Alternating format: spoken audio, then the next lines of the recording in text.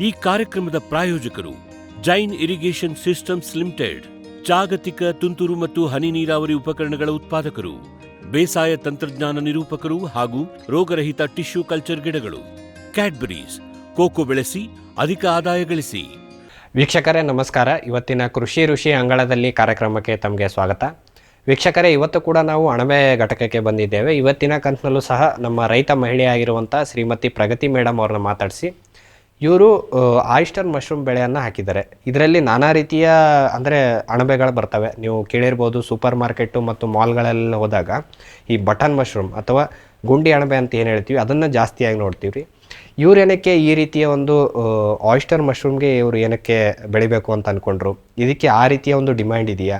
ಮತ್ತು ಇದರಲ್ಲಿ ಸಾಕಷ್ಟು ತಳಿಗಳು ಬರ್ತವೆ. ಮತ್ತು ಕಲರ್ ಆಗಿ ಹಳದಿ ಕಲರ್ ಬರುತ್ತೆ, ನೀಲಿ ಕಲರ್ ಬರುತ್ತೆ. ಅದರಲ್ಲೂ ನಾವು ಮೇಲ್ನೋಟಕ್ಕೆ ನೋಡಿದಾಗ ಇವರು ಗ್ರೇ ಕಲರ್ದು ಒಂದು ಅಣಬೆಯನ್ನು ಬೆಳೆದಿದ್ದರು. ಈ ಅಣಬೆಗೆ ಜಾಸ್ತಿ ಡಿಮ್ಯಾಂಡ್ ಇದೆಯಾ, ಅದಕ್ಕೆ ಬೆಳೆದ್ರ?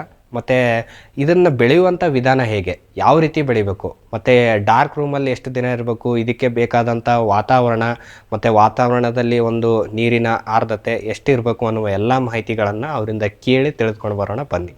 ಮೇಡಮ್, ನಾವು ಇಷ್ಟೊತ್ತು ಮಾತಾಡ್ತಾ ಇದ್ವಿ ಅದೇ ಡಿಫ್ರೆಂಟ್ ಟೈಪ್ ಆಫ್ ಮಶ್ರೂಮ್ಸ್ ಬಗ್ಗೆ. ಬಟನ್ ಮಶ್ರೂಮ್ಸು, ನೀವು ಆಯಿಸ್ಟರ್ ಮಶ್ರೂಮು ಅಂತಿದ್ರಿ, ಅವೆಲ್ಲ ಏನು madam different type of mushrooms ಅವೆಲ್ಲ? ಅಂದರೆ ಸರ್ ತುಂಬ ತಳಿಗಳಿದ್ದಾವೆ. ನಮಗೆ ಸಿಗುವಂಥದ್ದು ಏನೋ 2000 ಅಷ್ಟೇ. ಓಕೆ, ಅಷ್ಟು ನಮಗೆ ತಿನ್ನೋದಕ್ಕೆ ಸಾಧ್ಯ ಇರುವಂಥ ಮಶ್ರೂಮು. ನಮ್ಗೆ ಗೊತ್ತಿರಂಗೆ ಒಂದು 4 ಅಂತೂ ಬೆಳೀತಾರೆ ಮೇಡಮ್. ಬೆಳೀತಾರೆ ಸರ್. ಬಟ್ ಏನಂತಂದರೆ ಇದರಲ್ಲಿ ಮೆಡಿಸಿನಲ್ ಮಶ್ರೂಮ್ಸು ಜಾಸ್ತಿ ಸರ್. ಈಗ ನಮಗೂ ಒಬ್ಬರು ಫಾರ್ಮಾ ಕಂಪ್ನಿಲಿ ಕೇಳ್ತಿದ್ದಾರೆ, ಈಗ ಆಯಿಸ್ಟರ್ ಮಶ್ರೂಮ್ಸ್ ನಂಗೆ ಬೇಕು ಅಂತ ಅಂದ್ಬಿಟ್ಟು, ಇನ್ನು ಮೆಡಿಸಿನ್ಸ್ಗೆಲ್ಲ ಮಾಡ್ಕೊಳ್ಳೋದಕ್ಕೆ ಅಂತ ಅಂದ್ಬಿಟ್ಟು.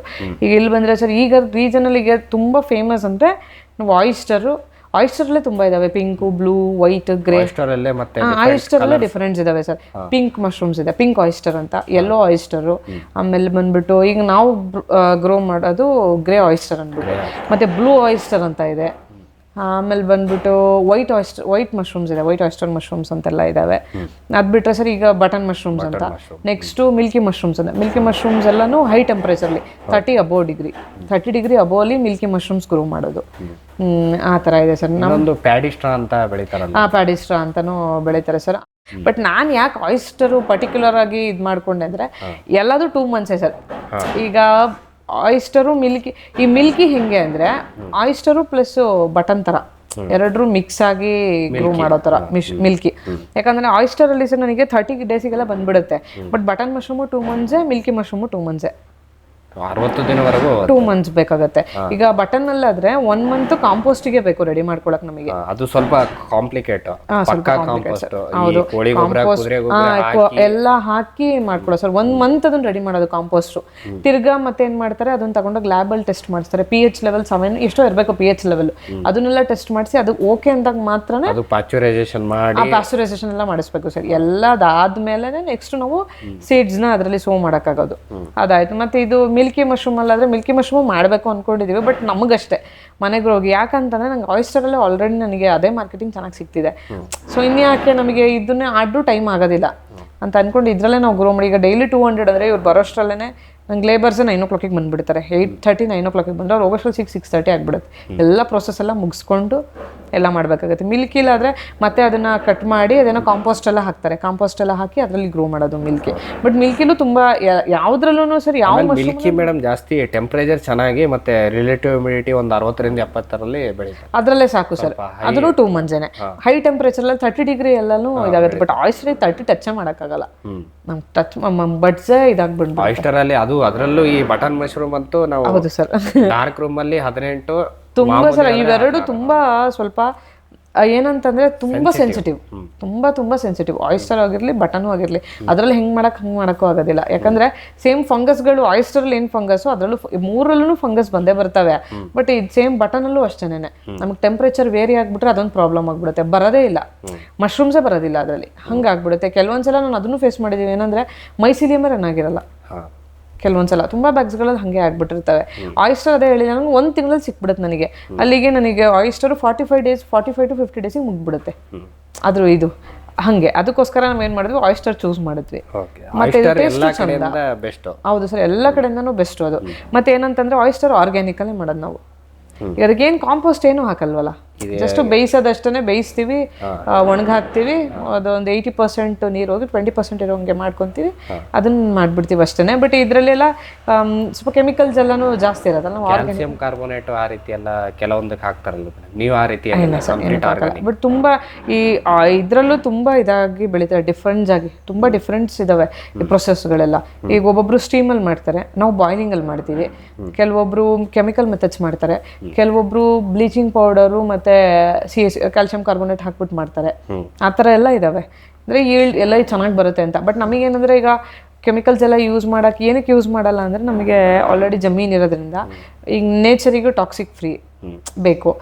ಅದು ಟಾಕ್ಸಿಕ್ ಜಾಸ್ತಿ ಇರುತ್ತೆ, ಅದರಲ್ಲಿ ಟಾಕ್ಸಿನ್ಸ್ ಎಲ್ಲ ತುಂಬ ಟಾಕ್ಸಿನ್ಸ್ ಇರುತ್ತೆ.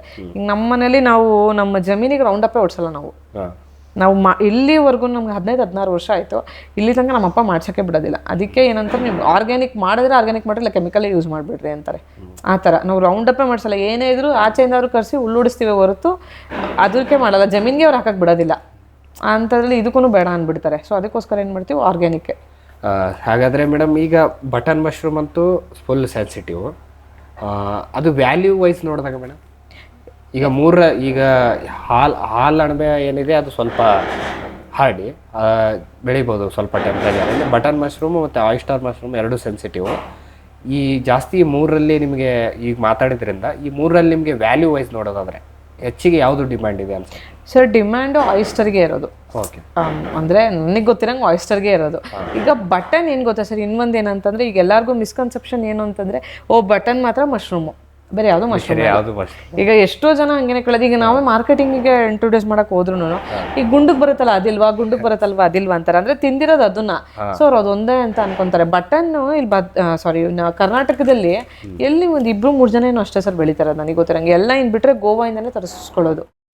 ಮೇಡಮ್, ಈಗ ಇದ್ರ ಬೆಳೆ ವಿಧಾನ ಹೇಳಿ ಮೇಡಮ್, ಹೆಂಗೆ ಫಸ್ಟ್ ಯಾವ ರೀತಿ ಬೆಳೆಯೋದು? ಈಗ ಫಸ್ಟ್ ನೀವು ಎಲ್ಲ ರೆಡಿ ಮಾಡ್ಕೊಂಡ್ರಿ, ಮನೆ ರೆಡಿ ಆಯಿತು, ಪ್ಲಾಸ್ಟಿಕ್ ಬ್ಯಾಗ್ ತೊಗೊಂಬಂದ್ರಿ. ಪ್ಲಾಸ್ಟಿಕ್ ಬ್ಯಾಗ್ ಸೈಜ್ ಏನಿದೆ ಮೇಡಮ್, ಏನು ಸೈಜ್ ಕೊಡುತ್ತೆ, ಏನು ಕೆಪಾಸಿಟಿ ಇದೆ ಅದು ಒಂದು ಬ್ಯಾಗು? ಸರ್ 3x5 ಮಾಡ್ತಿದ್ವಿ, ಅದೇ ಬ್ಯಾಗ್ಸ್ ಎಲ್ಲ ರನ್ ಮಾಡಿಬಿಡ್ತೀವಿ. ಮತ್ತೆ ಏನು ಮಾಡ್ಕೊಂಡು ಹೋದ್ವಿ ಅಂದರೆ ಸರ್, ಯಾವಾಗಲೂ PP ಕವರ್ಸೇ ಯೂಸ್ ಮಾಡಬೇಕಿತ್ತು.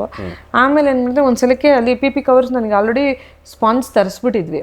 ಸ್ಪಾಂಜ್ ತರಿಸಿದ್ವಿ, ಅದು ನಾಳೆಗೆ ನನಗೆ ಹಾಕಲೇಬೇಕು. PP ಅಂದರೆ ಸೀಡ್ಸ್, ಬೀಜ ಸ್ಪಾಂಜ್ ತರಿಸಿದೀವಿ ಸರ್. ಹಾಗೆ PP ಕವರೇ ಇಲ್ಲ, ಇಲ್ಲೂ ಇಲ್ಲ, ಅಲ್ಲಿ ನೋಡಿದ್ರೆ ಅಂಗಡಿನೂ ಇಲ್ಲ. ಅವ್ರು ರಜಾ ಮಾಡಿದ್ರೆ, ನಂಗೆ ಗೊತ್ತಿದ್ದು ಒಂದೇ ಅಂಗಡಿ PP ಕವರ್ದು, ಬೇರೆ ಎಲ್ಲೂ ಗೊತ್ತಿಲ್ಲ. ಆಮೇಲೆ ಏನು ಮಾಡಿದ್ವಿ, ನೋಡೋಣ ಈ ಮಾಮೂಲಿ ಅಂಗಡಿಲಿ ಕವರ್ಸ್, ದಿನಸಿ ಕವರ್ ಬರುತ್ತಲ್ಲ, ಅದರಲ್ಲೇ ಮಾಡ್ಬಿಡೋಣ, ಟ್ರೈ ಮಾಡೋಣ ಅಂತ ಹೇಳ್ಕೊಂಡು ಅದರಲ್ಲೇ ಮಾಡಿಬಿಟ್ವಿ ಸರ್. ಅದರಲ್ಲೇ ಮಾಡಿದ್ರು ನಾವು ಅದ್ರಲ್ಲಿ ಮಾಡಿದ್ರು ತುಂಬ ಚೆನ್ನಾಗಿ ಬರುತ್ತೆ ಸರ್. ಎಲ್ಲರೂ ಹೇಳ್ತಾರೆ PP ಕವರ್ ಹುಡ್ಕೊಂಡು, ಅಂದರೆ ಇದು ನಮಗೆ ಅನಿಸಿಕೆ ಅಷ್ಟೇ, ಯಾರು ಅದರಲ್ಲೇ ಮಾಡಿ ಅಂತ ಅಲ್ಲ. ಬಟ್ ಏನಂತಂದರೆ ಅವೈಲಬಿಲಿಟಿ ಇಲ್ಲದೆ ಇದ್ದಾಗ ಏನು ಮಾಡಿದ್ವಿ, ಅದನ್ನ ಟ್ರೈ ಮಾಡೋಣ ಅಂತ ಟ್ರೈ ಮಾಡಿದ್ವಿ. ಅದರಲ್ಲೂ ಚೆನ್ನಾಗೇ ಬರುತ್ತೆ. ಅದು ಒಂದು ಏನು ಕೆಪಾಸಿಟಿ ಇದೆ ಮೇಡಮ್ ಒಂದು ಬ್ಯಾಗ್? ಸರ್ ಈಗ ನಾನು 5 kg ಬ್ಯಾಗ್ಸ್ ತರಿಸ್ತೀನಿ ಅಂದರೆ 3 kg ಮಾತ್ರ ತುಂಬಿಸ್ತೀವಿ ನಾನು ಅಷ್ಟೇ. 5 kg ಫುಲ್ಲು ಇದು ಮಾಡಲ್ಲ, ಯಾಕಂತಂದ್ರೆ ಅವಕ್ಕೂ ಟೈಟ್ ಆಗಿಬಿಡುತ್ತೆ. ಸ್ವಲ್ಪ ಗ್ರೋತ್ 5 kg ಅಂದರೆ 5 kgನೇ ಇರುತ್ತೆ. ಅದಕ್ಕೋಸ್ಕರ ಏನು ಮಾಡಿದ್ವಿ, 3 kg ಮಾಡಿಬಿಡ್ತೀವಿ ನಾವು. 3 kg ಎಲ್ಲ ಕಾಂಪೋಸ್ಟು ಸೀಡ್ಸ್ ಎಲ್ಲ ಹಾಕ್ತೀರಾ? ಕಾಂಪೋಸ್ಟ್ ಏನಿಲ್ಲ, ಬರೀ ಹುಲ್ಲಷ್ಟೇ ಸರ್, ಹುಲ್ಲಷ್ಟೇ, ಬೇರೆ ಏನಂತದ್ದು ಇಲ್ಲ. ಕಾಂಪೋಸ್ಟು ಹೆಂಗಂತಂದ್ರೆ 3 kg ಹುಲ್ಲು ಹಾಕ್ಸಿನ 1 kg ಬರುತ್ತೆ. ಏನು ಈಗ ಫಸ್ಟು ಹುಲ್ಲು ಚಾಪ್ ಮಾಡ್ಕೊತೀವಿ. ಫಸ್ಟಿಂದ ಹೇಳಿ ಮೇಡಮ್. ಓಕೆ ಸರ್, ಈಗ ಫಸ್ಟ್ ಏನಂತಂದರೆ ಸರ್, ಸಣ್ಣಕ್ಕೆ ಒಂದು 3 to 5 inches 3 inches to 5 inches ಅಷ್ಟೇ ಹುಲ್ಲು ಕಟ್ ಮಾಡಿಸ್ಕೊತೀವಿ. ಅದೇ ಹುಲ್ಲು ಚಾಫ್ ಕಟರು ಇದೆ, ಚಾಫ್ ಕಟರಲ್ಲಿ ಕಟ್ ಮಾಡ್ಕೊಂಡು ಸರ್ ಒಂದು 3 hours. ಹುಲ್ಲು ಅಂದರೆ ಯಾವ್ದು ಮೇಡಮ್? ಭತ್ತದ ಹುಲ್ಲು ಸರ್, ಭತ್ತದ ಹುಲ್ಲು, ಭತ್ತದ ಹುಲ್ಲು ಸರ್. ಅಂದರೆ ಈಗ ಏನಂತಂದರೆ ಇದರಲ್ಲೂ ಮೀಡಿಯಾಸ್ಗಳು ತುಂಬ ಇರ್ತವೆ ಸರ್. ಫಸ್ಟಿಗೆ ಬಂದ್ಬಿಟ್ಟು ಸೋಯಾ, ತುಂಬ ಈಲ್ಡ್ ಚೆನ್ನಾಗಿ ಬರೋದಂದರೆ ಸೋಯಾ ಸಿಪ್ಪೆ ಬರುತ್ತಲ್ಲ ಅದರಲ್ಲಿ. ನೆಕ್ಸ್ಟ್ ಬರೋದು ಇದೆ ಪ್ಯಾಡಿಸ್ಟ್ರಾನೇ ಸರ್, ಭತ್ತದ ಹುಲ್ಲೆ ಪ್ಯಾಡಿಸ್ಟ್ರಾ. ನೆಕ್ಸ್ಟ್ ಬಂದ್ಬಿಟ್ಟು ಕಾರ್ನ್ ಕಾಬು ಅದೆಲ್ಲ ಮಾಡ್ತಾರೆ ಇವಾಗ. ಕಾರ್ನ್ ಬರುತ್ತಲ್ಲ, ಮೆಕ್ಕೆಜೋಳ ಅದ್ರದ್ದು.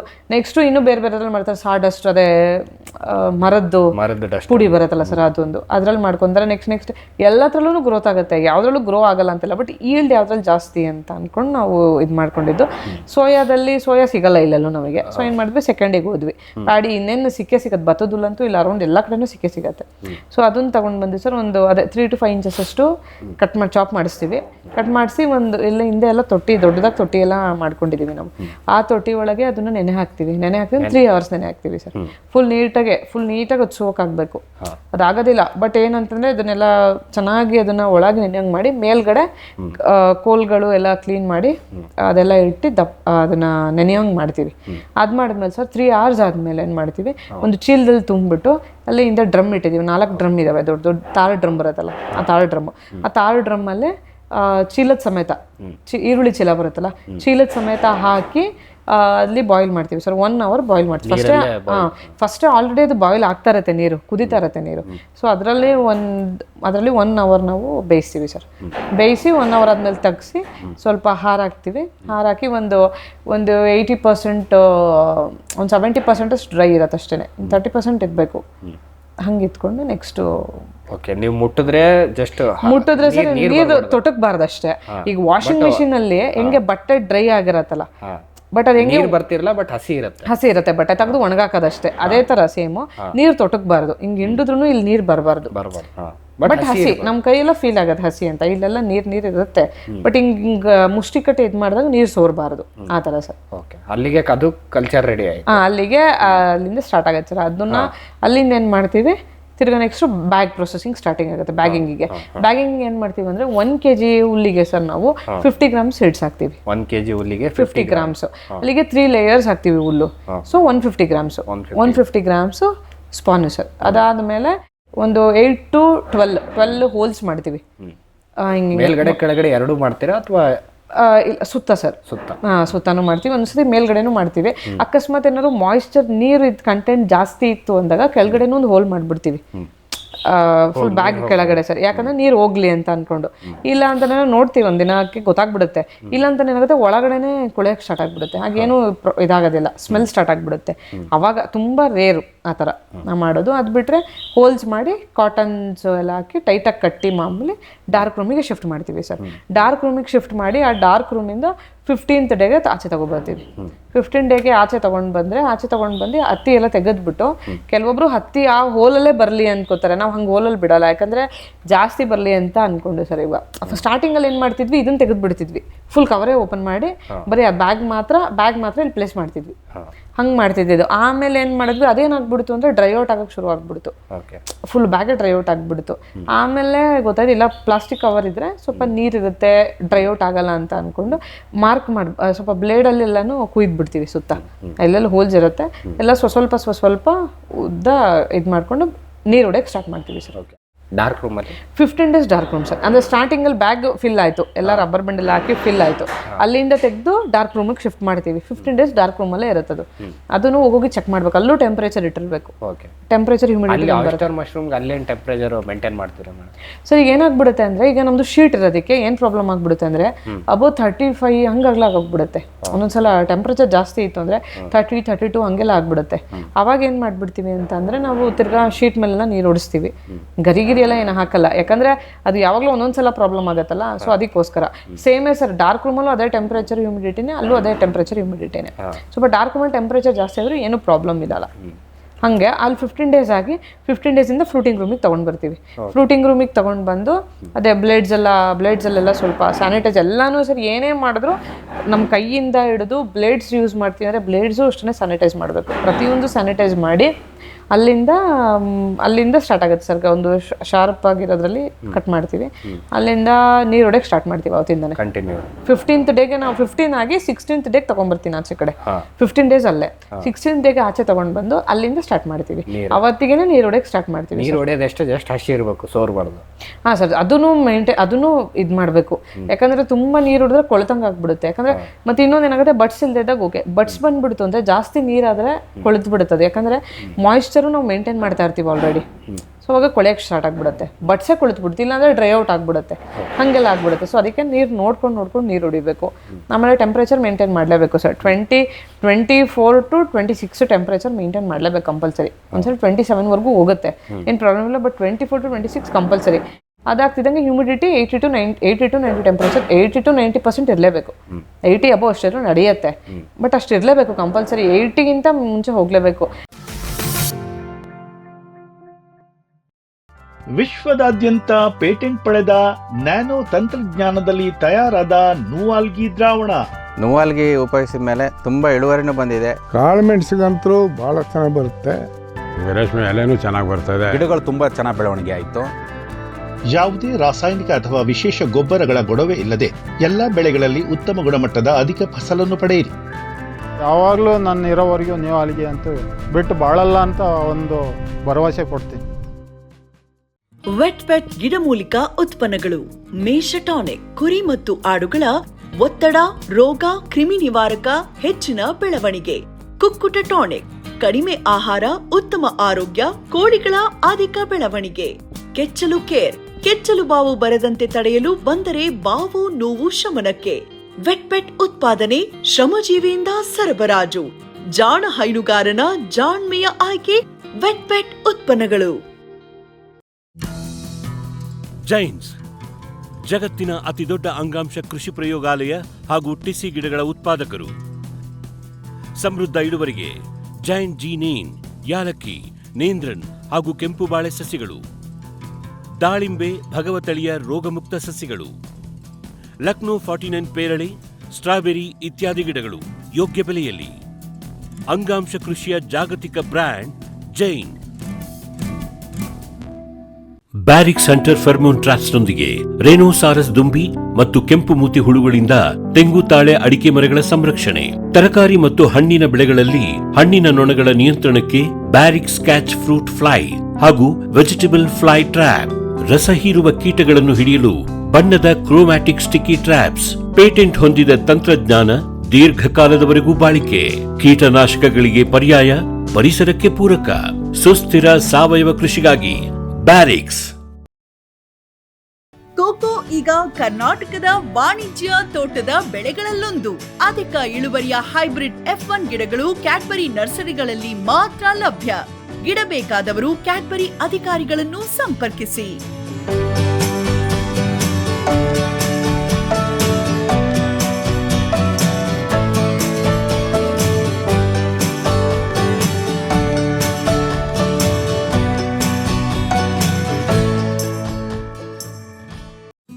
ಫ್ಯೂಚರ್ ಬಯೋಟೆಕ್ ಸಾವಯವ ಕೃಷಿಯ ವೇಗವರ್ಧಕ. ಪೋಷಕಾಂಶ ಪೂರೈಕೆಗೆ NPK ಕಲ್ಚರ್, ವ್ಯಾಮ್, PSP ಮತ್ತು KMB. ಜೈವಿಕ ರೋಗ ಕೀಟ ನಿಯಂತ್ರಣಕ್ಕೆ ಟ್ರೈಕೋಡರ್ಮಾ, ಸೂಡೋಮನಾಸ್. ಸಾವಯವ ಗೊಬ್ಬರ ಉತ್ಪಾದನೆಗೆ ಕಾಂಪೋಸ್ಟ್ ಕಲ್ಚರ್. ಹೂವು ಕಾಯಿ ಉದುರುವ ಸಮಸ್ಯೆಗೆ ಕಾಮಧೇನು ಮತ್ತು ಸತ್ವ. ಮಣ್ಣಿನ ಆರೋಗ್ಯ ವೃದ್ಧಿಗೆ ಫ್ಯೂಚರ್ ಬಯೋಟೆಕ್, ಧಾರವಾಡ.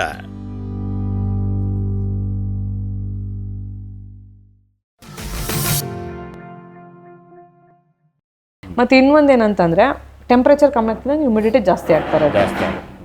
ಜಾಸ್ತಿ ಆಗುತ್ತೆ ಸರ್. ಈಗ ನಾವು ಟೆಂಪ್ರೇಚರ್ ಜಾಸ್ತಿ ಆಗೋಯ್ತು ಅಂದರೆ ಹ್ಯುಮಿಡಿಟಿ ಕಮ್ಮಿ. ಈಗ ಟೆಂಪ್ರೇಚರ್ ಒಂದು 30 ಡಿಗ್ರಿಗೆ ಹೋಗ್ಬಿಡ್ತು ಅಂದರೆ ಇದರಲ್ಲಿ ಹ್ಯುಮಿಡಿಟಿ 50ಗೆ ಬಂದ್ಬಿಡುತ್ತೆ ಆಲ್ರೆಡಿ. ಸೊ ಅವಾಗ ಏನು ಮಾಡಬೇಕು, ನಾವು ಗೋಣಿ ಚೀಲಕ್ಕೆ ನೀರು ಹೊಡ್ಕೋಬೇಕು, ಆಮೇಲೆ ಕೆಳಗಡೆ ನೀರು ಹೊಡಿಬೇಕು. ಪ್ರತಿಯೊಂದು ಆ ಥರ ಏನಾದರೂ ನಾವು ಫಾಗರ್ಸ್ ಆನ್ ಮಾಡ್ಕೋಬೇಕು, ಆಲ್ಟರ್ನೇಟ್ ಮಾಡಲೇಬೇಕು. ಅವಾಗವಾಗ ಟೆಂಪರೇಚರ್ ಹ್ಯುಮಿಡಿಟಿ ಚೆಕ್ ಮಾಡ್ತಾನೆ ಇರಬೇಕು. ನೀರು ಚಿಮ್ಸೋದು ಮಾಮೂಲಿ. ಯಾರು ಒಬ್ರು ಅಲ್ಲಿ ಇರಲೇಬೇಕು. ಈಗ ಕಮರ್ಷಿಯಲ್ ಆಗಿ ನೀವು ದೊಡ್ಡಕ್ಕೆ ಸ್ಟಾರ್ಟ್ ಮಾಡ್ತೀರಾ ಅಂತಂದ್ರೆ ಪಾರ್ಟ್ ಟೈಮ್ ಎಲ್ಲ ಮಾಡೋಕ್ಕೆ ಆಗಲ್ಲ ಸರ್. ಏನಾದರೂ ಫುಲ್ ಟೈಮ್ ಮಾತ್ರ. ಯಾಕಂತಂದ್ರೆ ರೆಗ್ಯುಲರ್ ಚೆಕ್ ಮಾಡಿದ್ರೆ ಮಾತ್ರನೇ ಸರ್ ಮಶ್ರೂಮು ಉಳ್ಕೊಳಕ್ ಸಾಧ್ಯ. ಆ ಫೀಲ್ಡ್ ನಾವು ಉಳ್ಕೊಳಕ್ ಸಾಧ್ಯ, ಮಶ್ರೂಮ್ ಉಳ್ಕೊಳಕ್ ಅವಾಗಲೇ ಸಾಧ್ಯ. ಇಲ್ಲ ಅಂತಂದ್ರೆ ನಮಗೀಗ ಯಾವಾಗಲೂ ಒಂದೇ ಬಿಡು ಮಶ್ರೂಮ್ ಬರ್ತಿರುತ್ತೆ ಅಂತ ಸುಮ್ಮನೆ ಆಗ್ತೀವಿ, ಬಟ್ ಅಲ್ಲಿ ಹುಳ ಸ್ಟಾರ್ಟ್ ಆಗ್ಬಿಡುತ್ತೆ. ಸ್ಟಾರ್ಟ್ ಆಗಿರೋದು ನಮ್ಗೆ ಗೊತ್ತೇ ಇರೋದಿಲ್ಲ. ಅಬ್ಸರ್ವ್ ಮಾಡಿದ್ರೆ ಗೊತ್ತಾಗುತ್ತೆ. ಹೌದು ಸರ್. ಅದು ಹೆಂಗಿರುತ್ತೆ ಅಂತ ಅಂದ್ರೆ ನಮ್ಗೆ ಗೊತ್ತೇ ಆಗಿರಲ್ಲ ಅದು ಬರೋದು. ಆಮೇಲೆ ಒಂದ್ ಸ್ವಲ್ಪ ದೊಡ್ಡಕ್ಕೆ ಬಂದ ಮೇಲೆ ದಿಂಡಿಗೆಲ್ಲ ಹುಳ ಆಗ್ಬಿಟ್ಟಿರುತ್ತೆ, ಹಂಗಾಗಿ ಹೋಗ್ಬಿಡುತ್ತೆ. ಸೊ ಅದಕ್ಕೆ ಏನ್ ಮಾಡ್ತೀವಿ, ರೆಗ್ಯುಲರ್ ಚೆಕ್ ಮಾಡ್ಲೇಬೇಕು. ಯಾಕಂದ್ರೆ ಇದು ಕೆಮಿಕಲ್ ಸ್ಪ್ರೇ ಮಾಡಂಗಿಲ್ಲ, ಏನು ಇಲ್ಲ ಸರ್. ಈಗ ಏನಾಗ್ಬಿಡುತ್ತೆ ಅಂದ್ರೆ ಈಗ ನೀರೇ ಜಾಸ್ತಿ ಹೊಡೆದ್ರೆ ಮಶ್ರೂಮ್ ನೀರ್ನೇ ಹಿಡಿದಿಟ್ಕೊಂಡ್ಬಿಟ್ಟಿರುತ್ತೆ. ಈ ಕೆಮಿಕಲ್ ಹಾಕ್ಬಿಟ್ರೆ ಅಂತೂ ಕೆಮಿಕಲ್ನು ಹಿಡಿದಿಟ್ಕೊಂಡ್ಬಿಡುತ್ತೆ. ಆ ಥರ ಕೆಮಿಕಲ್ ಸ್ಪ್ರೇ ಮಾಡಂಗಿಲ್ಲ. ಬಹಳ ಸೆನ್ಸಿಟಿವ್, ಪಕ್ಕಾ ಆರ್ಗ್ಯಾನಿಕ್ ಆಗೇ ಮಾಡೋದು. ಹೌದು ಸರ್. ನಾವಂತೂ ಬಟ್ ತುಂಬಾ ಕೆಮಿಕಲ್ಸ್ ಯೂಸ್ ಮಾಡ್ತಾರೆ, ಬಟ್ ನಾವು ಆರ್ಗ್ಯಾನಿಕ್ ಆಗೇನೆ ಮಾಡೋದು ಸರ್. ಸರಿ ಮೇಡಮ್, ಇದು ಈಗ 15 ದಿವಸದಿಂದ ಹೊರಗಡೆ ತಂದ್ರಿ. ಇಲ್ಲಿ ಎಷ್ಟು ದಿವಸಕ್ಕೆ ಬಟನ್ಸ್ ಇಲ್ಲಿ ನೀವು ತಂದಾಗ ಬಟನ್ಸ್? ಇಲ್ಲ ಸರ್. ಇನ್ನು 15 ಡೇಸಲ್ಲಿ ಫುಲ್ ಮೈಸಿಲಿಯಂ ಫುಲ್ ರನ್ ಆಗಿರುತ್ತೆ, ನೀಟಾಗಿ ವೈಟ್ ಆಗಿ ಆಗಿರುತ್ತೆ ಸರ್ ಮೈಸಿಲಿಯಂ. ಅವಾಗ್ಲೂ ಗೊತ್ತಾಗತ್ತೆ ಈ ಬಿಳಿ ಮೈಸಿಲಿಯಂ ವೆನಮ್ ತರ ರನ್ ಆಗಿದ್ರೆ. ಹೌದು ಸರ್. ಫುಲ್ಲು ಅದ್ರಲ್ಲಿ ನಮ್ಗೆ ಗೊತ್ತಾಗ್ಬಿಡುತ್ತೆ. ಇನ್ನೊಂದೊಂದ್ಸಲ ಏನ್ ಮಾಡ್ಬಿಡ್ತೀವಿ, ಒಂದೊಂದ್ಸಲ 15th ಆಗಿರಲ್ಲ, 15 ಡೇವರೆಗೂ ಆಗಿರಲ್ಲ. 10 ಡೇಸಿಗೆಲ್ಲ ಟೆಂಪರೇಚರ್ ಎಲ್ಲ ತುಂಬಾ ಚೆನ್ನಾಗಿತ್ತು ಅಂದ್ರೆ 10 ಡೇಸಿಗೆಲ್ಲ ಆಗೇ ಹೋಗ್ಬಿಟ್ಟಿರುತ್ತೆ. ಫಾಸ್ಟ್ ಆಗಿರುತ್ತೆ. ರನ್ ಆಗ್ಬಿಟ್ಟಿರುತ್ತೆ ಸರ್ ಮೈಸಿಲಿಯಮ್. ಆಮೇಲೆ ಮೈಸಿಲಿಯಮ್ ಎಲ್ಲ ಫುಲ್ ರನ್ ಆಗಿದ್ದಾಗ ನಾವು ತೆಗೆದು ಯಾಕಂದ್ರೆ ರೆಗ್ಯುಲರ್ ಚೆಕ್ ಮಾಡ್ತಿರ್ತೀವಲ್ಲ, ಅದನ್ನ ತೆಗೆದು ಸರ್ ನಾವು ಫ್ರೂಟಿಂಗ್ ರೂಮಿಗೆ ಹಾಕ್ಬಿಡ್ತೀವಿ. ಓಕೆ, ಈಗ ಮೈಸಿಲಿಯಮ್ ರನ್ ಆಗತ್ತಲ್ಲ ಮೇಡಮ್, ಅದು ಇಷ್ಟೇ ಆಗಬೇಕು ಮೈಸಿಲಿಯಮ್ ರನ್ನು, ಆ ರೀತಿ ಏನಾದರೂ ಚೆಕ್ ಮಾಡ್ತೀರಾ? 2-3 ಜಾಗದಲ್ಲಿ ಆಗಬೇಕು, ಇಷ್ಟ ಆಗಬೇಕು. ಇಲ್ಲ ಸರ್, ಏನಾಗ್ಬಿಡುತ್ತೆ ಅಂದರೆ ಒಂದೊಂದ್ಸಲ ಎಲ್ಲದ್ರ ಮೇಲೆ ಡಿಪೆಂಡ್ ಆಗುತ್ತೆ ಸರ್. ಕೆಲವೊಂದು ಬ್ಯಾಚ್ ನಾವು ಮಾಡಿದಾಗ ಫುಲ್ ಕಂಪ್ಲೀಟ್ ಮೈಸಿಲಿಯಮ್ ರನ್ ಆಗಿಬಿಟ್ಟಿರುತ್ತೆ, ಫುಲ್ ವೈಟ್ ಅಂದರೆ ವೈಟ್ ಆಗಿಬಿಟ್ಟಿರುತ್ತೆ, ವೈಟು ಎಲ್ಲ ಮಿಕ್ಸು ಫುಲ್, ಅದು ಸೀಡ್ಸ್ ಇದೆ ಅಂತಾನೆ ಗೊತ್ತಾಗಲ್ಲ. ಬಟ್ ಕೆಲವೊಂದ್ರಲ್ಲಿ ಏನಾಗ್ಬಿಟ್ಟಿರುತ್ತೆ, ಅರ್ಧ ಮಾತ್ರ ಮೈಸಿಲಿಯಮ್ ಆಗಿರುತ್ತೆ, ಇನ್ನು ಈ ಕಡೆ ಸೈಡು ಹಾಗೇ ಇರೋದಿಲ್ಲ ಸರ್ ಮೈಸಿಲಿಯಮ್. ಅವಾಗ ಏನಾಗ್ಬಿಡುತ್ತೆ ಅಂತ ಅಂದರೆ ಅದನ್ನೇನು ಮಾಡೋಕ್ಕಾಗಲ್ಲ. 18 ಡೇಸ್ ತನಕ ನೋಡ್ತೀವಿ, 18 ಡೇಸ್ವರೆಗೂ ನೋಡ್ತೀವಿ, ಅದು ರನ್ ಆಗಲ್ಲ, ಗೊತ್ತಾಗ್ಬಿಡುತ್ತೆ. ಏನಂದರೆ ಒಂದೇ ಸಲನೇ ಬರೋದು ಮೈಸಿಲಿಯಮ್, ಎಲ್ಲ ಸ್ಪ್ರೆಡ್ ಆಗ್ಬಿಡುತ್ತೆ ನೀಟಾಗಿ. ಅವಾಗ ಒಂದ್ಸಲ ಇವಾಗ ಒಂದ್ಸಲ ಬರೋದಿಲ್ಲ. ಈಗ ಬಿಟ್ಟು ನೋಡಿದ್ರಾಗಲ್ಲ ಒಂದೊಂದ್ಸಲಿ ಅರ್ಧದಲ್ಲಿ ಬಂದೇ ಇರೋದಿಲ್ಲ, ಏನು ಮಾಡೋಕ್ಕಾಗಲ್ಲ. ಒಂದ್ ಕಡೆ ಮೈಸಿಲಿಯಮ್ ರನ್ ಆಗಿರುತ್ತೆ, ತಗೊಂಡು ಸೀಡ್ಸ್ ಏನಾದ್ರು ಪ್ರಾಬ್ಲಮ್ ಇರುತ್ತೆ, ಆ ಥರ ಇಲ್ಲ ಬ್ಯಾಗಿಂಗಲ್ಲಿ ಏನಾದ್ರು ಪ್ರಾಬ್ಲಮ್ ಇರುತ್ತೆ. ಹಂಗಿದ್ದಾಗ ಇಲ್ಲಿ ಈಗ ತಂದಿಟ್ರಿ ಮೇಡಮ್, ಇವಾಗ ಹ್ಯಾಂಗ್ ಮಾಡ್ತೀರಾ ಎಲ್ಲ ಕಡೆ. ಡಾರ್ಕ್ ರೂಮಲ್ಲಿ ಜಸ್ಟ್ 1 by 1 ಇಡ್ತೀರಾ? ಅಲ್ಲೂ ಹ್ಯಾಂಗಿಂಗ್ ಸಿಸ್ಟಮ್ ಇದೆ? ಇಲ್ಲ ಸರ್, ಅಲ್ಲಿ ಹ್ಯಾಂಗಿಂಗ್ ಮಾಡಿಲ್ಲ, ಜಸ್ಟ್ ನಾವು ಟೇಬಲ್ಸ್ಗಳು ಮಾಡ್ಕೊಂಡಿದ್ದೀವಿ ಫುಲ್ಲು. ಸುಮ್ಮನೆ ಇಡ್ತೀರಾ? ಅದರಲ್ಲಿ ಫುಲ್ಲು ಇಡ್ತೀವಿ ಸರ್. ಇಲ್ಲಿ ಪ್ಲೇಸ್ ಮಾಡ್ತೀವಿ. ಇಲ್ಲಿ ನೀವು ಹ್ಯಾಂಗಿಂಗ್ ಮಾಡಿರ್ತೀರಾ, ಮಾಡಿದಾದ್ಮೇಲೆ ಇಲ್ಲಿ ಯಾವಾಗ ಬಟನ್ ಶುರು ಆಗುತ್ತೆ ಮೇಡಮ್? ಸರ್, ಇಲ್ಲಿ ಹ್ಯಾಂಗ್ ಮಾಡೋದಕ್ಕೆ ಈಗ ಅದು ಇದು ಮಾಡಿರ್ತೀವಲ್ಲ, ಅರ್ಧಿರ್ತೀವಲ್ಲ, ಇಲ್ಲ ಡೈಲಿ ನೀರ್ ಸ್ಪ್ರೇ ಮಾಡ್ತಿರ್ತೀವಿ ಸರ್. ನೀರ್ ಸ್ಪ್ರೇ ಮಾಡ್ತಾ ನಮಗೆ ನೀರ್ ಸ್ಪ್ರೇ ಇಲ್ಲ ಸರ್, ಅಂದ್ರೆ ಹಂಗಲ್ಲ, ನಾವು ಟೆಂಪರೇಚರ್ ನೋಡ್ಕೋಬೇಕು. ಅದ್ರ ಬೇಸ್ ಮೇಲೆ ಮಾತ್ರ ನೀರು ಹೊಡಿಯಕ್ಕಾಗದು ನಾವು. ಈಗ ಒಂದೊಂದ್ಸಲ ಟೆಂಪರೇಚರ್ ಎಷ್ಟಿರುತ್ತೆ, 24-25 ಇರುತ್ತೆ ಟೆಂಪರೇಚರ್, ಹ್ಯೂಮಿಡಿಟಿನೂ 90 ಹೋಗ್ಬಿಟ್ಟಿರುತ್ತೆ. ಆವಾಗ ಒಂದ್ಸಲ ಮಾಡಿದ್ರೆ ಸಾಕು, ಇಲ್ಲ ಒಂದು ಸಲ ಬೆಳಗ್ಗೆ ಒಂದ್ಸಲ ಸಂಜೆ ಒಂದ್ಸಲ ಮಾಡಿದ್ರೆ ಸಾಕಾಗ್ಬಿಡುತ್ತೆ. ಒಂದೊಂದ್ಸಲ ಏನಾಗ್ಬಿಡುತ್ತೆ, 28-29 ಡಿಗ್ರಿ ಬಂದಾಗ ಇದು 70ಗೆ ಬಂದ್ಬಿಟ್ಟಿರುತ್ತೆ. ಆಗ ನಾವು 2 to 3 ಟೈಮ್ಸ್ ನಾವು ನೋಡ್ತಾನೆ ಇರ್ಬೇಕು, 2 to 3 ಟೈಮ್ಸ್ ನಾವು ಸ್ಪ್ರೇ ಮಾಡಲೇಬೇಕು ನೀರು.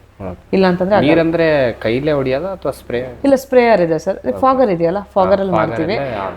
ಫಸ್ಟ್ ಎಲ್ಲ ಏನ್ ಮಾಡ್ತೀವಿ ಅಂದ್ರೆ ಔಷಧಿ ಹೊಡೆಯೋದು. ಈಗ ಜಮೀನ್ ಇಟ್ಟಿರೋರ್ಗಂತೂ ಎಲ್ರಿಗೂ ಗೊತ್ತಿರುತ್ತೆ, ಔಷಧಿ ಹೊಡೆಯೋದು ಗೊತ್ತಿರತ್ತೆ, ಅದರಲ್ಲೇ ನಾವು ಇದು ಮಾಡ್ಬಿಡ್ತೀವಿ ಸರ್. ಫಸ್ಟಿಗೆ ನೀವು ಅದು ಮಾಡ್ತೀವಿ, ಇವಾಗಂತೂ ಫಾಗರ್ ಇದೆ. ಫಾಗರ್ ಇದೆ ಸರ್. ಓಕೆ, ಎಷ್ಟು ದಿನಕ್ಕೆ ಬಟನ್ ಶುರು ಆಗುತ್ತೆ ಸರ್? ಅದು ಒಂದು 6-7 ಡೇಸಿಗೆಲ್ಲ ಶುರು ಆಗ್ಬಿಡುತ್ತೆ. 15 ಇಲ್ಲಿಗೆ ತಗೊಬಂದ್ಮೇಲೆ ಒಂದು ವಾರದಲ್ಲಿ ಬಟನ್, ಒಂದು ವಾರದ ಒಳಗೇನೆ ಬಂದ್ಬಿಡುತ್ತೆ. ಬಟನ್ ಸ್ಟಾರ್ಟ್ ಆಗುತ್ತೆ ಸರ್, ಅಲ್ಲಿಂದ ಒಂದು 3 ಡೇಸ್, 3 ಡೇಸಿಗೆಲ್ಲ ಸ್ಟಾರ್ಟ್ ಆಗ್ಬಿಡುತ್ತೆ. ಬಟನ್ ಪಿನ್ನಿಟ್ಸ್ ಬಂದಿರುತ್ತೆ, ಅಲ್ಲಿಂದ ಒಂದು 3 ಡೇಸ್, 2.5-3 ಡೇಸಿಗೆಲ್ಲೂ ನೀಟಾಗಿ ಹಾರ್ವೆಸ್ಟ್ ಮಶ್ರೂಮ್ ಬಂದ್ಬಿಡುತ್ತೆ. ಹಾರ್ವೆಸ್ಟಿಂಗ್ ಹೆಂಗೆ ಮಾಡೋದು ಮೇಡಮ್? Hand picking? ಹ್ಯಾಂಡಲ್ಲೇ ಸರ್, ಅದು ಬ್ಲೇಡ್ ಚಾಕುಲೆಲ್ಲ ಇದು ಮಾಡಬಾರ್ದು, ಅದು ಹಿಂಗೆ ಮಾಡಿ ಹಿಂಗೆ ರೊಟೇಟ್ ಮಾಡಿದ್ರೆ ಸಾಕು, ಅದು ನೀಟಾಗಿ ಕಟ್ ಆಗಿಬಿಡುತ್ತೆ. ಹಾರ್ವೆಸ್ಟ್ ಮಾಡಿದ್ಮೇಲೆ ಪ್ಯಾಕಿಂಗ್ ಏನು ಮೇಡಮ್? ಪ್ಯಾಕಿಂಗ್ ಮಟೀರಿಯಲ್ ಹೆಂಗೆ, ಯಾವ ರೀತಿ ಪ್ಯಾಕ್ ಮಾಡ್ತೀವಿ? ಸರ್, ಹಾರ್ವೆಸ್ಟ್ ಮಾಡಿದ್ರೆ ಈಗ ಒಂದು ಬಾಕ್ಸ್ ನಾವೀಗ ಆಚೆ ಕಡೆ ಕೊಡ್ತಿರೋದು ಸರ್ 200 ಗ್ರಾಮ್ಸ್ ಅಷ್ಟು. ಅದಕ್ಕೋಸ್ಕರ ಏನು ಮಾಡಿಬಿಡ್ತೀವಿ ನಾವು ಅಂತಂದರೆ 250 ಗ್ರಾಮ್ಸಿನ ಬಾಕ್ಸ್ ಬರುತ್ತೆ. ಬಾಕ್ಸ್ ಅಥವಾ ಪ್ಲಾಸ್ಟಿಕ್ ಇನ್ ಬಾಕ್ಸ್ ಬರುತ್ತೆ ಸರ್, ನಂಗೆ ಕವರಲ್ಲಿ ಹಾಕಲ್ಲ, ಬಾಕ್ಸಸ್. ಈಗ ಇದೆಲ್ಲ ನೋಡಿರ್ಬೋದು, ಕಿವಿ ಫ್ರೂಟ್ಸ್, ಸ್ಟ್ರಾಬೆರಿ ಇರುತ್ತಲ್ಲ, ಸೇಮ್ ಅದೇ ಥರ ಸರ್. ಬಟ್ ಇವಕ್ಕೆಲ್ಲಾದ್ರೆ ಹೋಲ್ಸ್ ಇರುತ್ತೆ, ಸ್ವಲ್ಪ ಓಪನ್ ಇರುತ್ತೆ, ಯಾಕಂದರೆ ಮಾಯಿಶ್ಚರು ಫುಲ್ ಇದಾಗ್ಬಿಡುತ್ತೆ ಒಂಥರ, ಮತ್ತು ಗಾಳಿ ಆಡ್ಬೇಕು ಅದಕ್ಕೆ. ಅದಕ್ಕೋಸ್ಕರ ಏನು ಮಾಡ್ತೀವಿ, ಸ್ವಲ್ಪ ಹೋಲ್ಸ್ ಇರೋದೇ ತಗೋತೀವಿ. ಅದು ತಗೊಂಡು ಸರ್ ಒಂದು 1/4 kg ಅಲ್ಲ ಅರ್ಧ kg ಬಾಕ್ಸ್ ತಗೊಂಡು 500 ಗ್ರಾಮ್ಸ್ ಬಾಕ್ಸ್ ತಗೊಂಡು 200 ಗ್ರಾಮ್ಸ್ ಪ್ಯಾಕ್ ಮಾಡ್ತೀವಿ. ಯಾಕೆ ಅಂತಂದ್ರೆ ಒಂದು ಸಲ ಮಶ್ರೂಮ್ಸ್ ತುಂಬಾ ಇಷ್ಟ ಅಗಲ ಗುರುವಾಗ್ಬಿಟ್ಟಿರುತ್ತೆ, ಅದು ಮತ್ತೆ ಹಿಂಗೆ ಕಟ್ ಮಾಡೋ ಹಾಕೋಕ್ಕಾಗೋದಿಲ್ಲ. ಸೊ ಒಂದೊಂದು ಸಣ್ಣದಿರುತ್ತೆ, ಒಂದೊಂದು ದೊಡ್ಡದಿರುತ್ತೆ. ಮತ್ತೆ ಇನ್ನೊಂದು ಏನಾಗ್ಬಿಡುತ್ತೆ ಅಂದ್ರೆ ಲೀಫ್ ಎಲ್ಲ ಕಟ್ ಆದಂಗೆ ಆಗ್ಬಿಡುತ್ತೆ. ಅದಕ್ಕೆ ಏನು ಮಾಡ್ತೀವಿ, ಸ್ವಲ್ಪ ದೊಡ್ಡದ್ರಲ್ಲೇ ಮಾಡ್ಬಿಡೋಣ ಅಂತ ದೊಡ್ಡದು ಮಾಡಿ, ಮಾಮೂಲಿ ನಮ್ಮ ಸ್ಟಿಕ್ಕರ್ ಇದೆ, ನಮ್ದು ಶಿವಾನಿ ಮಶ್ರೂಮ್ ಅಂತ ಬ್ರ್ಯಾಂಡ್ ಸ್ಟಿಕ್ಕರ್ ಇದೆ ಸರ್, ಆ ಸ್ಟಿಕ್ಕರ್ ಇಂದ ಅದನ್ನ ಮಾಡಿಕೊಂಡು ಸಪ್ಲೈ ಮಾಡಿ ಬೆಳಗ್ಗೆ ಒಂದು 8 o'clockಗೆ ಆಗ್ಬಿಡುತ್ತೆ ಸರ್. ಬೆಳಗ್ಗೆನೇ ಹಾರ್ವೆಸ್ಟಿಂಗ್ ಮಾಡಿ ಹಾರ್ವೆಸ್ಟ್ ಮಾಡಿ ಹಂಗೆ ಹಾರ್ವೆಸ್ಟ್ ಮಾಡಿ ಕಳಿಸ್ಬಿಡಿ. ಒಂದು 5:30-6ಗೆಲ್ಲ ಹಾರ್ವೆಸ್ಟ್ ಮಾಡಿಬಿಡ್ತಾರೆ. ಅಕಸ್ಮಾತ್ ತಿರ್ಗಾ ಮಶ್ರೂಮ್ಸ್ ಇತ್ತು ಅಂತಂದ್ರೆ ಈವ್ನಿಂಗ್ನು ಮಾಡ್ಕೊಂತೀವಿ. ಇಲ್ಲ ಅಂತ ಅಂದ್ರೆ ಸರ್ ನಾವು ಜಾಸ್ತಿ ಮಾಡಲ್ಲ, ಇನ್ ಕೇಸ್ ಬೇಕು ಅಂದಾಗ ಅಷ್ಟೇ. ಅದು ಬಿಟ್ರೆ ಬೆಳಗ್ಗೆ ಹೊತ್ತೆ ಹಾರ್ವೆಸ್ಟ್ ಮಾಡ್ಬಿಡ್ತೀವಿ. ಹಾರ್ವೆಸ್ಟ್ ಒಂದು 5:30-6ಗೆಲ್ಲ ಆಗ್ಬಿಡು, 6ಗೆಲ್ಲ ಸ್ಟಾರ್ಟ್ ಮಾಡ್ಕೊಂತಾರೆ, 8 o'clockಗೆಲ್ಲ ಮುಗ್ದು ಬಿಡುತ್ತೆ. ಒಂದು 3-4 ಜನ ಇದ್ದಾರೆ, ಹಾರ್ವೆಸ್ಟ್ ಮಾಡ್ಕೊಂಡು ಒಂದು 2 ಪ್ಯಾಕ್ ಮಾಡ್ತಾರೆ, 2 ಕಿತ್ಕೊ ಬರ್ತಾರೆ, ಅಲ್ಲಿಂದ ಸ್ಟಾರ್ಟ್ ಆಗ್ತಾ ಇರುತ್ತೆ. ಅಲ್ಲಿಂದ ಸ್ಟಿಕ್ಕರ್ ಎಲ್ಲ ಹಾಕೊಂಡು 8:30ಗೆಲ್ಲ ಮೂವ್ ಆಗ್ಬಿಡುತ್ತೆ. ಲೈಸೆನ್ಸ್ FSSI ಇದೆ ಸರ್, ಎಲ್ಲ ಮಾಡಿಸಿದ್ದೀವಿ ಈಗ. ಮತ್ತೆ ಇನ್ನೊಂದೇನಂತಂದ್ರೆ ಮಾಡಿಸ್ಲೇಬೇಕು ಸರ್. ಪ್ರತಿಯೊಬ್ಬರು ಏನು ಮಾಡ್ತಾರೆ ಅಂದರೆ, ತಿನ್ನೋದು ತರಕಾರಿ ತಗೋಬೇಕಾದ್ರೆ ಅವ್ರು ಕೇಳಲ್ಲ, ಬಟ್ ಈ ಥರ ನಾವೇನಾದ್ರು ಬಾಕ್ಸಲ್ಲಿ ಇದು ಮಾಡಿದ್ವಿ ಅಂದರೆ ಕೇಳ್ತಾರೆ. ಸೊ FSSI ಲೈಸೆನ್ಸ್ ಮಾಡಿಸಿದ್ದೀವಿ. ಮತ್ತು ನಮ್ಮ ಮಶ್ರೂಮ್ ಇದಕ್ಕೆ ಅಂದರೆ ಟ್ರೇಡ್ ಲೈಸೆನ್ಸ್ ಕೂಡ ಮಾಡಿಸಿದ್ದೀವಿ. ಅವೆಲ್ಲ ಮಾಡಿಸಿದ್ರೆ ಸ್ವಲ್ಪ ಹೆಲ್ಪ್ಫುಲ್ಲು, ಏನೋ ಲೋನ್ಸ್ ತೊಗೋಬೇಕಾದ್ರೂ ಅದೊಂದು ಟ್ರೇಡ್ ಲೈಸೆನ್ಸ್ ಎಲ್ಲ. ಇದು FSSI ಇದಾದರೆ ಇದಕ್ಕೆ ಫುಡ್ ಇಂದಲ್ವಾ, ಸೊ ಮಶ್ರೂಮ್ಸ್ದಕ್ಕೆ ಕಂಪಲ್ಸರಿ ಬೇಕೇ ಬೇಕದು. ಅದರಂದ್ರೆ ರಿಜಿಸ್ಟರ್ ಮಾಡ್ಕೊಂಡ್ರೆ ರಿಜಿಸ್ಟರ್ಡ್ ಸರ್, ಅದು ಮಾಡಿದೀವಿ. ಆಮೇಲೆ ಇನ್ನೊಂದು ಏನಂತ ಬಂದ್ರೆ ನಮಗೆ ಇಲ್ಲಿ KVK ಇಂದ ಸರ್, ಅಗ್ರಿಕಲ್ಚರ್ ಯೂನಿವರ್ಸಿಟಿಯಿಂದ ಶಿವಮೊಗ್ಗದಿಂದ ಏನ್ ಮಾಡಿದ್ದಾರೆ, ನ್ಯಾಷನಲ್ ವೈಡ್ ಇಂದು ಒಂದು ಇದನ್ನ ಕೊಟ್ಟಿದ್ದಾರೆ, ಕೃಷಿ ಸಮೃದ್ಧಿ ಅಂತ ಹೇಳ್ಬಿಟ್ಟು ಒಂದು ಬ್ರ್ಯಾಂಡ್ ಕೊಟ್ಟಿದ್ದಾರೆ.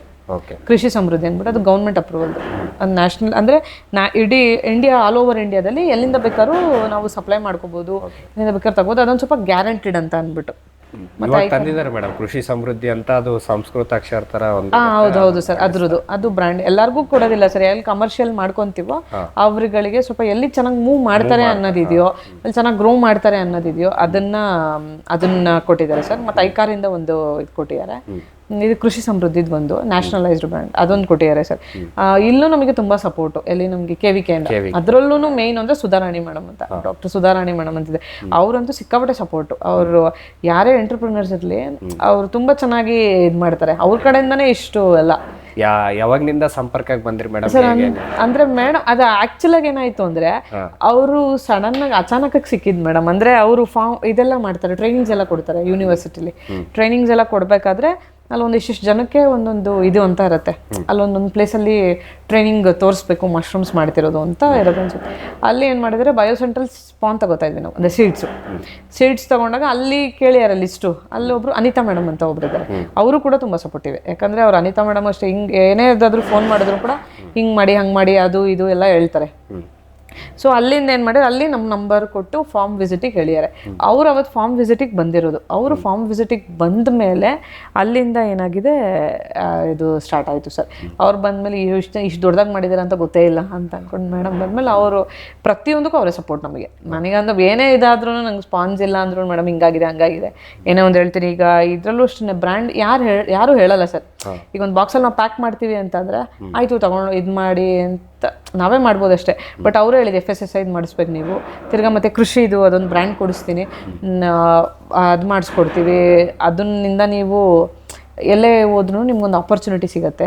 ಮತ್ತೆ ಅವ್ರು ಪ್ರಮೋಟ್ ಮಾಡಿಕೊಡ್ತಾರೆ, ಯಾಕಂದರೆ ಆ ಬ್ರ್ಯಾಂಡ್ ಇದ್ದರೆ, ಕೃಷಿ ಸಮೃದ್ಧಿದು ಅದೊಂದು ಇದ್ದರೆ ಸೊ ಪ್ರಮೋಟ್ ಮಾಡ್ತಾರೆ. ನಮ್ಮ ಮಶ್ರೂಮ್ ಸೇಲ್ ಆಗೋಕ್ಕೆ ಸ್ವಲ್ಪ ಈಸಿ ನಮಗೆ. ಮತ್ತೆ ನಮ್ಗೆ ಆ ಸಂಪರ್ಕ ಕೂಡ ನಿಮ್ಮ ಸಂಪರ್ಕ ಅವರೇ. ಅದೇ ಅವ್ರು ಹೇಳಿದರು ಸರ್. ಅದು ಮಾಡಿದ್ಮೇಲೆ ಹಿಂಗೆ ಮಾಡಿ ಪ್ರತಿಯೊಂದಕ್ಕೂ ಅವ್ರು ಹೇಳೋದು, ಸುಧಾರಣೆ ಮೇಡಮ್ ಅವರಂತೂ ಭಾಳ ಇದು ಮಾಡ್ತಾರೆ.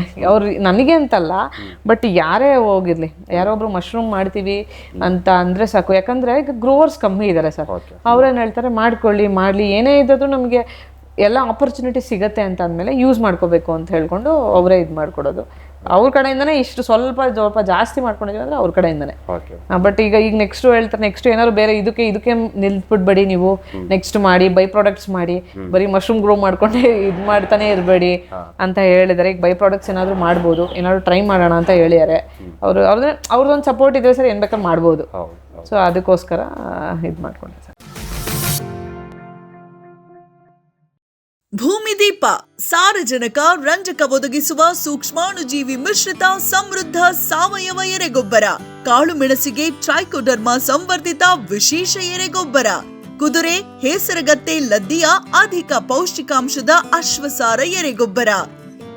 NPK, ಲಘು ಮತ್ತು ಸೂಕ್ಷ್ಮ ಪೋಷಕಾಂಶಗಳು, ಸಸ್ಯ ಪ್ರಚೋದಕಗಳು ಹಾಗೂ ಹಾರ್ಮೋನುಗಳ ಆಗರ. ಭೂಮಿದೀಪ ಎರೆಗೊಬ್ಬರ.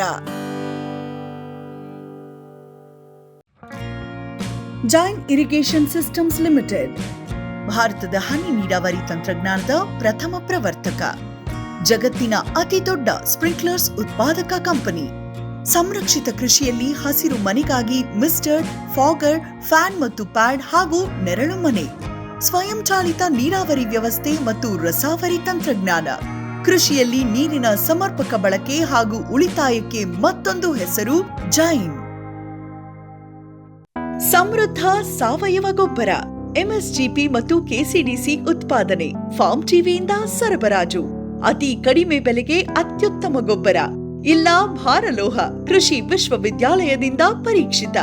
ಸಾವಯವ ಇಂಗಾಲ, NPK, PH, EC ಎಲ್ಲ ನಿಗದಿತ ಮಿತಿಯಲ್ಲಿ.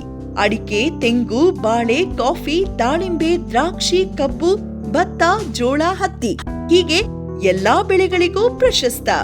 ಜೀವಂತ ಮಣ್ಣು, ಸಮೃದ್ಧ ಬೆಳೆ, ಅತ್ಯಧಿಕ ಲಾಭಕ್ಕೆ ಬಳಸಿ ಸಿಟಿ ಕಾಂಪೋಸ್ಟ್.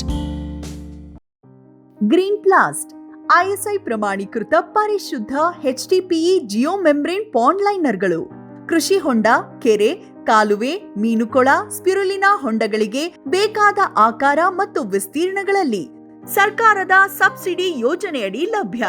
100% ಪುನರ್ಬಳಕೆ, UV ಮತ್ತು ಒಡಕು ನಿರೋಧಕ, ಪಕ್ಕಾ ಜೋಡಣೆ, 5 ವರ್ಷಗಳ ಲಿಖಿತ ವಾರಂಟಿ, ಗ್ರೀನ್ ಪ್ಲಾಸ್ಟ್. ವೆಟ್ ಪೆಟ್ ಗಿಡಮೂಲಿಕಾ ಉತ್ಪನ್ನಗಳು. ಬೋವಿಟೋನ್ ವೆಟ್ 33 ಗಿಡಮೂಲಿಕೆಗಳ ಜಾನುವಾರು ಆರೋಗ್ಯವರ್ಧಕ ಟಾನಿಕ್. ದೂದ್ ಪ್ಲಸ್ ಅಧಿಕ ಹಾಲು, ಡಿಗ್ರಿ ಮತ್ತು ಫ್ಯಾಟ್, ರಾಸು ಸುಲಭವಾಗಿ ಹಾಲಿಳಿಸುತ್ತದೆ. ಫಾಸ್ಟ್ ಪ್ಲಸ್ ಗರಿಷ್ಠ ರಂಜಕ, ಕ್ಯಾಲ್ಸಿಯಂ, ಜೀವಸತ್ವಗಳು, ಖನಿಜಗಳು, ಪ್ರೋಬಯೋಟಿಕ್ಸ್ ಇತ್ಯಾದಿ. ಹಸು, ಎತ್ತು, ಎಮ್ಮೆ, ಕೋಣ, ಹಂದಿ, ಕುರಿ, ಆಡು, ಕೋಳಿಗಳಿಗೆ ವೆಟ್ ಪೆಟ್ ಫಾರ್ಮುಲೇಷನ್ಸ್ ಉತ್ಪಾದನೆ, ಶ್ರಮಜೀವಿಯಿಂದ ಸರಬರಾಜು. ಜಾಣ ಹೈನುಗಾರನ ಜಾಣ್ಮೆಯ ಆಯ್ಕೆ ವೆಟ್ ಪೆಟ್ ಉತ್ಪನ್ನಗಳು.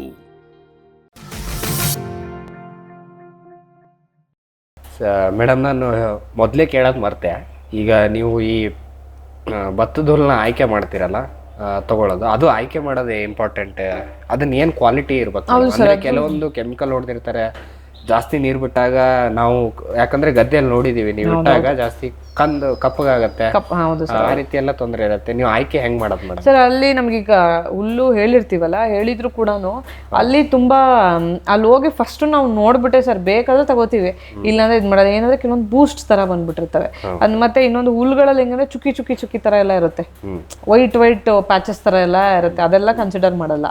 ಆ ತರದೆಲ್ಲ ಮಾಡ್ತೀವಿ. ಮತ್ತೆ ನೋಡಿದ ತಕ್ಷಣ ಗೊತ್ತಾಗತ್ತೆ ಸರ್, ಏನು ಅಂತಂದ್ರೆ ಅವು ನೋಡಿದ ತಕ್ಷಣ ಗೊತ್ತ, ಸ್ವಲ್ಪ ಚೆನ್ನಾಗಿರುತ್ತೆ, ಅದು ಅಟ್ರಾಕ್ಟಿವ್ ಆಗಿರುತ್ತೆ. ಅಂದ್ರೆ ಸ್ವಲ್ಪ ಡಾರ್ಕ್ ಕಲರ್ಸ್ ಅಲ್ಲಿ ಹಂಗಿರುತ್ತೆ. ಮತ್ತೆ ಕೆಲವೊಂದು ಏನಾಗ್ಬಿಡುತ್ತೆ, ಫುಲ್ ಡಸ್ಟ್ ಜಾಸ್ತಿ ಇರುತ್ತೆ, ಅವು ಮುಟ್ಟಿದಾಗ್ಲೇ ಗೊತ್ತಾಗ್ಬಿಡುತ್ತೆ, ಡಸ್ಟ್ ಕೈಯೆಲ್ಲ ಫುಲ್ ಡಸ್ಟ್ ಆಗಿರುತ್ತೆ. ಅಂಥವೆಲ್ಲ ನಾವು ಯೂಸೇ ಮಾಡೋದಿಲ್ಲ ಸರ್.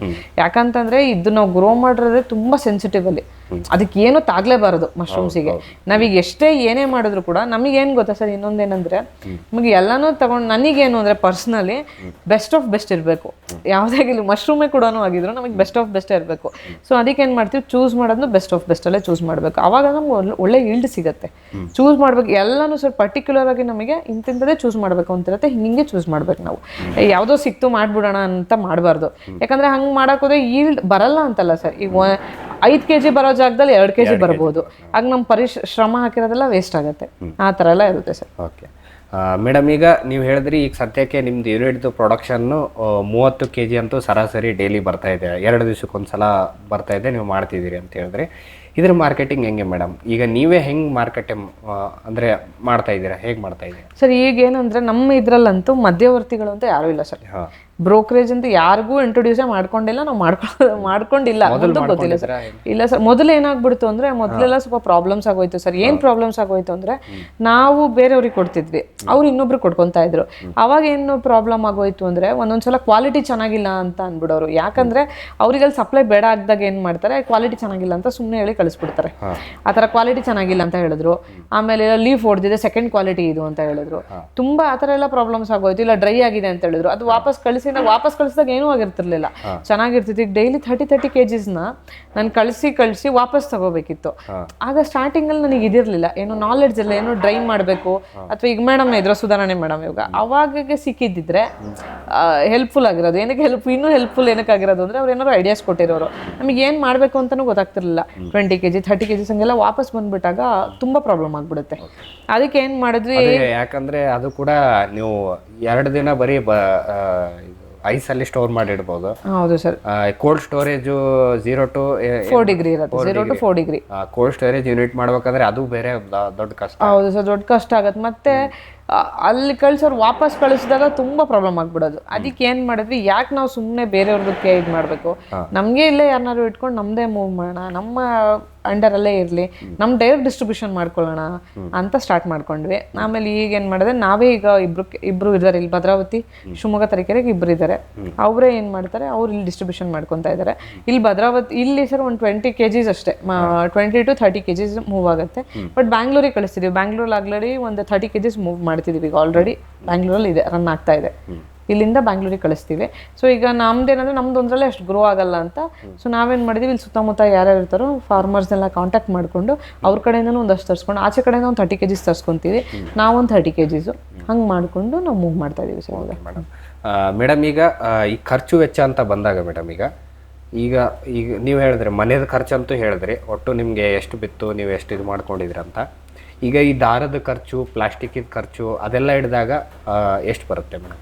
ಬಂಡವಾಳ ಎಷ್ಟು ಹಾಕತ್ತೆ? ಎಲ್ಲ ಬೀಜ ಪ್ಲಾಸ್ಟಿಕ್ ಎಲ್ಲ ಹಿಡಿದು ಎಷ್ಟಾಗುತ್ತೆ ಬಂಡವಾಳ? ಸರ್ ಈಗ ಒಂದು ಬ್ಯಾಗಿಗೆ ಅಂತ ತಗೊಳ್ತೀವಿ, ಒಂದು ಬ್ಯಾಗಿಗೆ ಸರ್ ನಮಗೆ 50 to 60 rupees ಅಷ್ಟೇ ಬರೋದು. 55 to 60 rupees, 60ಗೂ ಬರೋದಿಲ್ಲ. ಒಂದು ಆವ್ರೇಜ್ ಅನ್ಕೊಂಡ್ರು ಅಷ್ಟೇ ಸರ್ ಬರೋದು ನಮಗೆ ಬ್ಯಾಗಿಗೆ ಖರ್ಚು.